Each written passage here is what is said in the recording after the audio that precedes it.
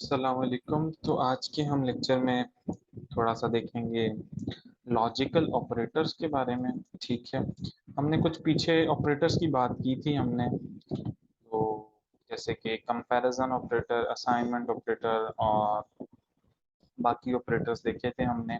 तो आज हम कुछ लॉजिकल ऑपरेटर्स देखते हैं। तो आज हम दो ऑपरेटर्स और तीन बेसिकली ऑपरेटर देखेंगे। एक ऑपरेटर हम देखेंगे एंड वाला, एक हम देखेंगे और वाला, और एक हम देखेंगे नॉट वाला। ठीक है, तो आए चलें, मैं इनका पर्पस समझाता हूँ। लॉजिकल ऑपरेटर्स का बेसिकली पर्पस क्या होता है? पर्पस ये है इनका कि आपने अगर लेफ्ट, आपने कंडीशन चेक करनी हो, कंडीशन चेक, ठीक है, between many things, between many things, ठीक है, या आपकी कंडीशन, या बिटवीन मैनी थिंग्स या वेरिएबल्स, तो आप यहाँ पे लॉजिकल ऑपरेटर्स इस्तेमाल करते हैं जहाँ पे आपने ज्यादा चीजों के दरमियान चेक करना हो कि जी आया ये मेरी कंडीशन इतने ज्यादा पैरामीटर्स के ऊपर ट्रू है या फॉल्स है।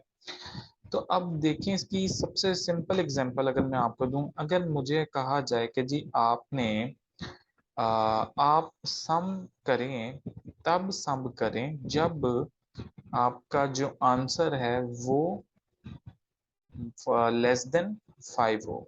तो उन्होंने हमें दो कंडीशंस आ गई कि सम तब करना है, कि सम तब करना है जब आंसर लेस देन 4 हो, ठीक है, या 5 हो, चलो जो भी है। तो हम इसमें अब कंडीशंस को जब बना रहे होते हैं तो हमें यहाँ पे अब सम की कंडीशन भी लगनी है, और फिर हम यहाँ पे आंसर की कंडीशन भी लगा रहे होंगे। तो इस तरह जब मल्टीपल कंडीशंस आ रही होती हैं तो तब हमें यहाँ पे एंड और नॉट इस्तेमाल करना पड़ता है। तो यहाँ पे देखिए हमारे पास ये है एंड। अब एंड का मतलब क्या होता है कि जब तक, इफ, ये हम बेसिकली इफ के अंदर ही लिख रहे होते हैं। इसका मतलब ये होता है कि जितनी कंडीशंस इसके अंदर एंड के साथ लिखी हैं, ठीक है, जब तक वो सारी ट्रू नहीं होती तब तक हम इफ में नहीं जाएंगे। अब ये होता है और, इसका क्या मतलब होता है? इसका बेसिकली मतलब होता है कि अगर आपने किसी दो पैरामीटर्स या की कंडीशंस के दरमियान और डाल दिया तो उसका मतलब होता है कि जब तक कोई एक भी ट्रू हो जाती है तो हम अंदर इफ के ब्लॉक में मूव कर जाएंगे। और ये होता है नॉट। नॉट ये ऐसे ही है जैसे कि आ, हमारे पास किसी चीज का उल्टा होना। तो आपने शायद फिजिक्स में अपने एंड और नॉट गेट पढ़े हो, गेट्स आपने पढ़े हो। तो अगर आपको याद हो तो एंड गेट का जो ट्रुथ टेबल होता था, अगर आपने किसी ने पढ़ा है तो उसमें आपको पता होगा कि अगर हमारे पास दो इनपुट सेम होती थी, वन और वन होती थी, तो आउटपुट उसका वन आता था एंड के केस में। अगर और के केस में अगर एक इनपुट भी वन हो जाती थी तो उसका आउटपुट वन आता था। और के केस में क्या होता है कि अगर वन है हमारे पास तो वो जीरो हो जाएगा, और अगर जीरो है तो वो वन हो जाएगा। तो चले हम एक एग्जांपल लेते हैं। एग्जांपल है कि इफ var वेरिएबल जो हमारे पास है var1 उसकी वैल्यू 5 हो एंड var2 की वैल्यू 10 हो, देन ऐड देम। अब यहाँ पे आपके पास कंडीशन आ गई, अगर वेरिएबल 1 की वैल्यू 5 हो, वेरिएबल 2 की वैल्यू भी 10 हो, देन ऐड देम। ठीक है, तो इसका मतलब यहाँ से हमारे पास ये है कि देखिए हमारे पास यहाँ पे हमने खुद एंड डिफाइन कर दिया। ठीक है, तो अब हम इसको लिखेंगे कैसे? मैं एक सब सिंपल सा बेसिक सा स्ट्रक्चर लिख लेता हूँ।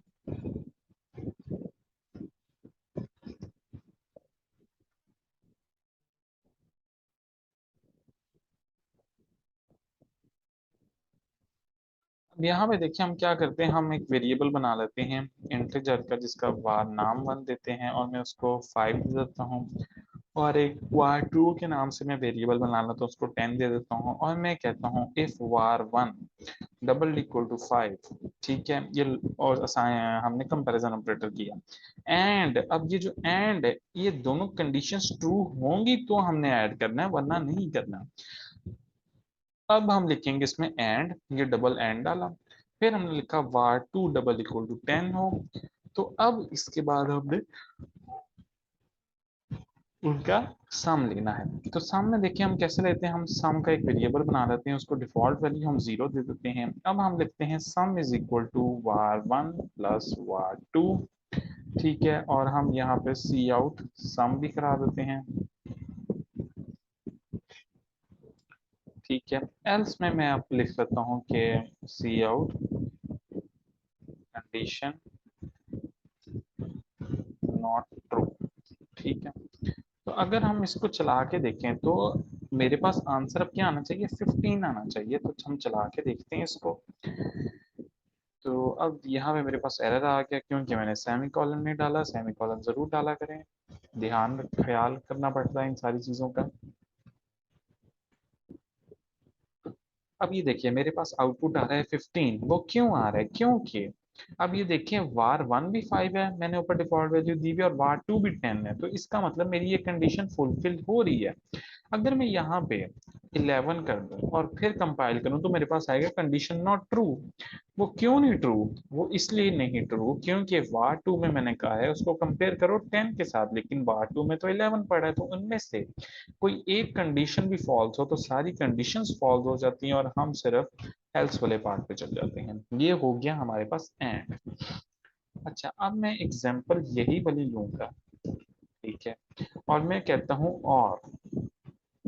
ठीक है, अब मैं और के साथ करता हूँ। अब मैं इसको कॉपी पेस्ट ही करता हूँ।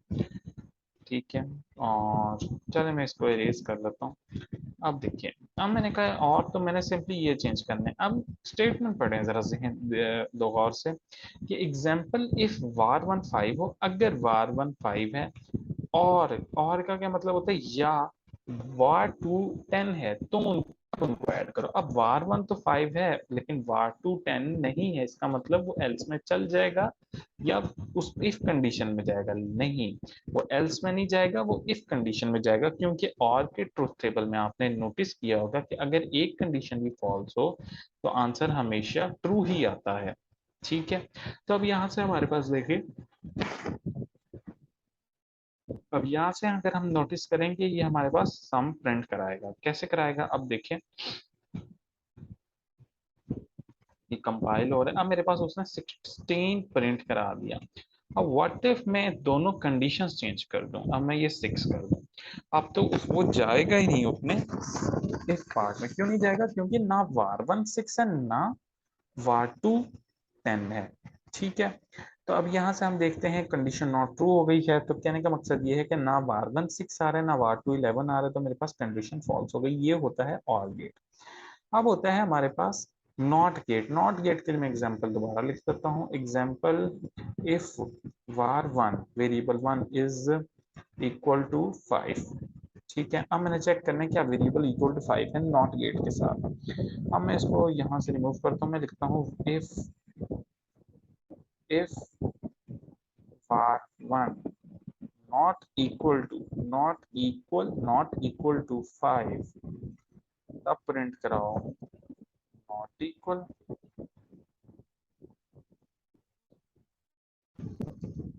एल्स में प्रिंट कराओ सी आउट इक्वल। अब नॉट क्या करेगा, नॉट कर देगा, मैंने ऊपर भी समझाया कि अगर 0 होता तो 1 कर दे, तो इस तरह ही इसको चेंज कर देगा। वो चेंज कैसे करेगा कि जैसे कि var वन में हमारे पास 6 है, तो अब उसको कर देगा, अब उसको क्या कर देगा कि मैंने तो ट्रुथ टेबल के थ्रू आपको समझाया ना कि 0 को 1 कर देता है और 1 को 0 कर देता है। तो इसका मतलब ये है कि वो बैक एंड पे यूं करे, लेकिन फ्रंट एंड पे मुझे कैसे पता चलेगा। अब यहाँ पे देखिए हमारे पास अगर var वन 6 है, अगर var one not equal to 5, अगर नॉट इक्वल टू 5 है तो हमने प्रिंट करा दिया नॉट इक्वल, वरना वो इक्वल है। अब चले हम देखते हैं हम क्या कर रहे हैं। अब यहाँ पे मेरे पास सेमी कॉलन नहीं डाला मैंने। अब यहाँ पे भी सेमी कॉलन नहीं डाला। देखिए मेरे से भी गलती हो सकती है, तो इसमें कोई बुराई नहीं है।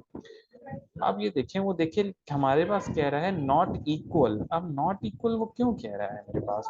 अब वो इसलिए कह रहा है कि var 1 not equal to 5। var 1 not equal to 5। Not equal का क्या मतलब है मेरे पास?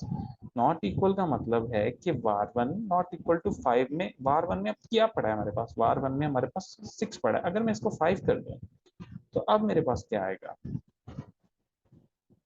अब वो आ रहा है इक्वल। पहले क्या था? var 1 नॉट इक्वल टू 6, लेकिन var 1 में पड़ा था var 1 नॉट इक्वल टू 5 था, लेकिन var 1 में पड़ा था 6, तो उसने मुझे बता दिया नॉट इक्वल। अब मेरे पास var 1 में भी 5 है और var 1 नॉट इक्वल टू भी 5 लिखा हुआ है, तो उसने मुझे बता दिया ये इक्वल है। सो बेसिकली अब हमने ये इस तरह चेक कर रहे होते हैं हम अपनी ये लॉजिकल ऑपरेटर्स के थ्रू। इनकेस अगर आप किसी को कोई डिफिकल्टी आती है इस चीज़ को समझने में, सो काइंडली मुझसे कांटेक्ट करेगा, मैं आपको ज़रूर एक्सप्लेन करूंगा। Thank you so much.